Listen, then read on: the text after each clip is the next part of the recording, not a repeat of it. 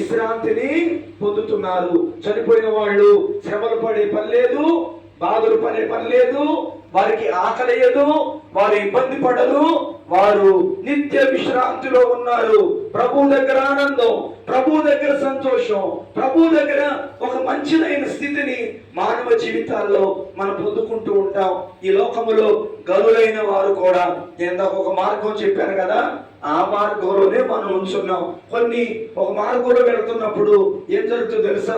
ఒక కారులో ప్రయాణం చేస్తున్నప్పుడు ఆ కారు దాటుకుని ఇంకో కారు ముందుకు వెళ్ళిపోతుంది. అయినా ఈ కారు కూడా వెళ్ళాలి. వెనక ముందుగా మార్గంలో వెళుతుంది. మరణం కూడా మానవ జీవితాల్లో అంతే, వెనక ముందు ఈ లోకాన్ని విడిచి వెళ్లాల్సిందే. అందుకని బ్రతికి ఉండగానే, ఇటువంటి సేవకుల ద్వారా, జ్ఞాపకార్థ కూడిక ద్వారా బ్రతికి ఉండగానే దేవునికి ఇష్టమైన జీవితం, రక్షణ అందుకున్న వారి పేర్లు ఆయన పిలుచుచుండగా, అయ్యా ఈ లోకమంతా కూడా నాదనుకున్నాను, కుటుంబం నాదనుకున్నాను, ఆస్తిపాస్తులు నావనుకున్నాను, ఎన్నెన్నో నావనుకున్నాను, అయ్యా చివరికి నేను తెలుసుకున్నాను ఇది నాది కాదు, నీవు నా